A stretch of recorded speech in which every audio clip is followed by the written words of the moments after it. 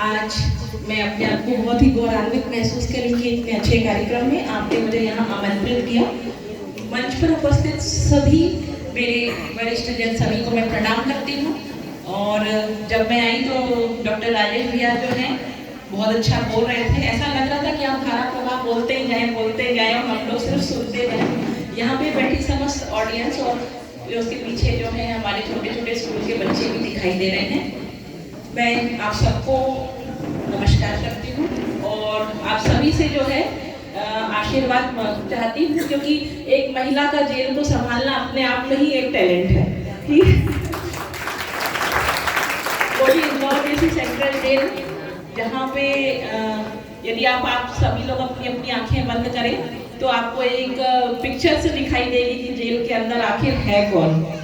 और मैं ऐसा समझती हूँ कि शायद ईश्वर की बहुत चहेती संतानों में से एक होंगी मैं, कि मुझे जेल अधीक्षक जैसा कार्य करने का मुझे सौभाग्य प्राप्त हुआ।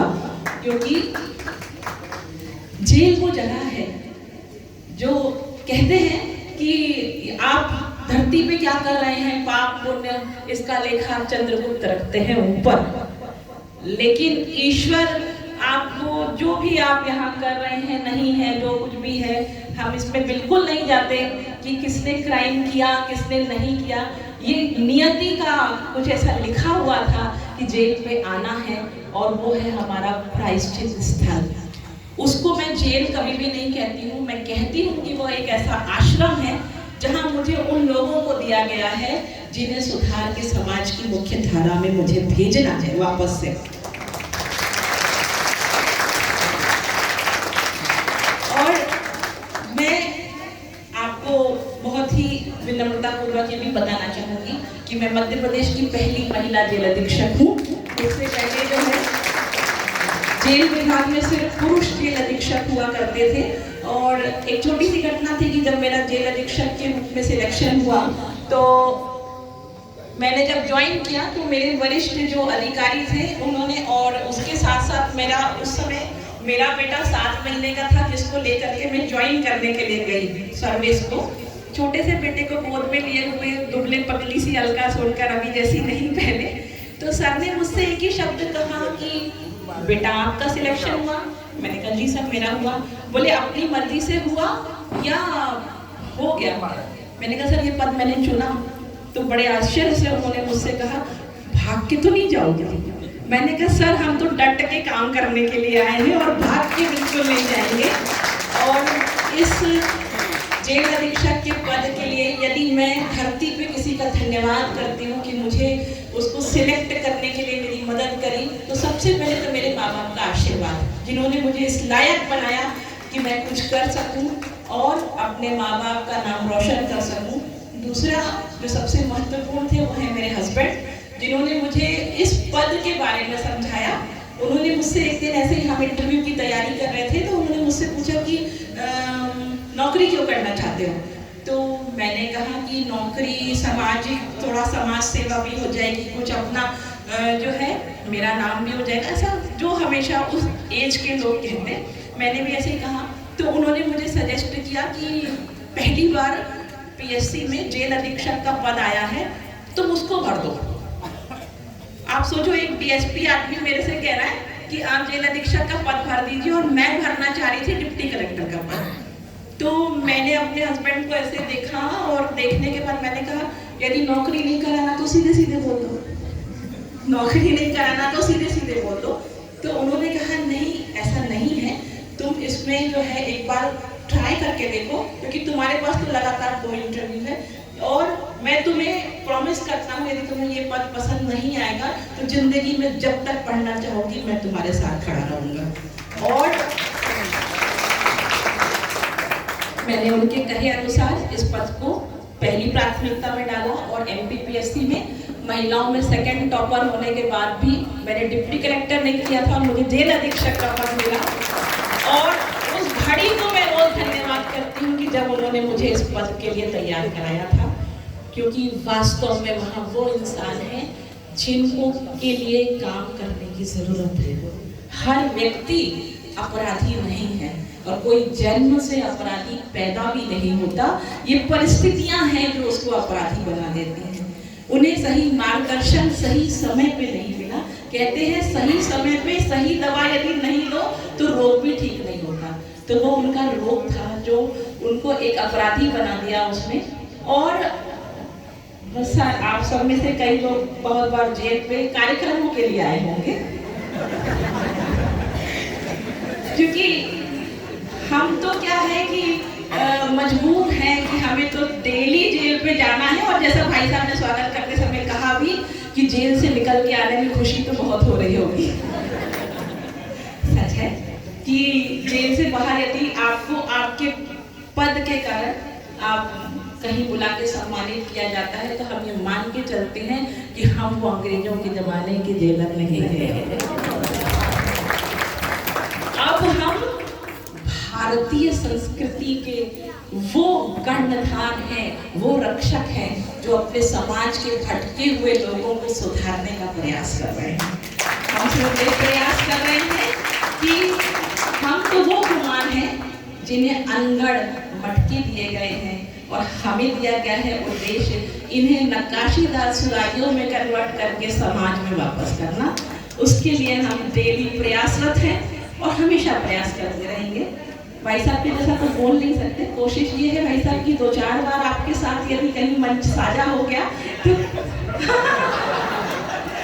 तो काफी कुछ आपसे सीखने और बोलने को मिलेगा। क्योंकि विषय आज हमारा डॉक्टर विवेकानंद के ऊपर है, तो मैं आप लोगों को कि विवेकानंद जैसा इस दुनिया में ना तो कोई हुआ है ना कभी हो सकता है, क्योंकि जिसने अपने विवेकों को नियंत्रित करके आनंद का जीवन दिया वो है विवेकानंद। क्योंकि मूल रूप से तो वो थे नरेंद्र नाथ। उन्होंने अपनी समस्त इंद्रियों को इस तरीके से अपने काबू में किया और जीवन को आनंद के रूप में व्यतीत किया। न सिर्फ भारत को गौरवान्वित किया बल्कि विदेशों में जाके वो परचम लहराया और साबित किया कि वास्तव में भारत में घोड़े ही पैदा होते। वास्तव में गधे खच्चरों के देश कोई और हुआ करते हैं, हम तो उन देश के वासी हैं जहाँ पे वीर और शौर्यवान लोग पैदा होते हैं। पूरी ब्रह्मांड में यदि भगवान को अवतार लेने के लिए यदि ऊपर से तो सब अच्छा दिखता, अमेरिका तो बहुत अच्छा दिख रहा होगा, कनाडा और अच्छा, ऑस्ट्रेलिया और अच्छा, लेकिन भगवान ने यदि कोई सिलेक्ट किया तो वो हमारी भारत भूमि को सिलेक्ट किया। तो हम तो उस देश के नागरिक हैं जहाँ ईश्वर भी विवश हुआ कि हम पैदा होंगे तो इसी धरती पे पैदा होंगे। और उससे भी अधिक हम जेल वाले श्री कृष्ण को कोई और जगह नहीं मिली, उन्होंने कारागृह में जन्म लेना ज्यादा उचित समझा और समाज को एक बात बताई कि प्रायश्चित स्थली हमारा कारागार है। कोई भी स्थान बुरा नहीं होता, वहाँ के रहने वाले लोग उसको अच्छा या बुरा बनाते हैं। और मेरी कोशिश है कि मैं आने वाले समय में ईश्वर में और आप सभी बड़ों का यदि मुझे आशीर्वाद रहा तो जेल एक आश्रम हो जाएगी, ऐसी मेरी जो है काम। और इतना ही कहूँगी बच्चों के लिए कि उनके लिए लक्ष्य के लिए यहाँ पे बात हो रही थी। बेटा कल हम भी वहाँ बैठे थे और सोचते थे कि इधर कैसे पहुँचा जाए। जब तक सोचोगे नहीं, जब तक उस तरफ बढ़ेंगे नहीं, और हमेशा अपनी सोच और अपना लक्ष्य इतना मजबूत बना के रखना चाहिए कि लक्ष्य कभी पेड़ की तरह ना हो जो आंधी तूफान के थपेड़ों में गिर जाए। पेड़ हमेशा बीज की तरह हो जो गिरे, बारिश हो, पुनः पल्लवित हो और पुनः खड़ा हो जाए। ऐसे हमारे लक्ष्य होना चाहिए। और एक चीज, जिसने इस धरती में अपने माँ बाप की बात को मान लिया, आप ये मान के चलो कि भविष्य में उसके नाम का परचम लहराएगा ही लहराएगा। क्योंकि हमने भगवान को नहीं देखा, लेकिन भगवान ने साक्षात अपना स्वरूप अपने आप सबके घर में, हम सबके घर में दिया है। वो है हमारे माँ बाप। यदि सुबह उठ करके हम अपने माँ बाप को प्रणाम करके उनका आशीर्वाद लेके निकले तो किसी विपत्ति की मजाल नहीं कि वो आपको छू सके। किसी बुरी नज़र की मजाल नहीं कि वो यदि माँ के आंखों से निकला काजल किसी बच्चे के कान में लगा हो, उस बच्चे को कोई नज़र लगा के तो दिखाए, उस बच्चे को तो कोई नज़र लगा के दिखाए, क्योंकि ये है माँ। कहते हैं कि माँ बच्चों की जान होती है और वो होते हैं किस्मत वाले जिनकी माँ होती है। तो अपनी अपनी माँओं को प्रणाम करते हैं। और जीवन में बेटा एक चीज ध्यान रखना, हमें एक मित्र हमें दो प्रकार के जीवन में हमेशा बना के रखना चाहिए।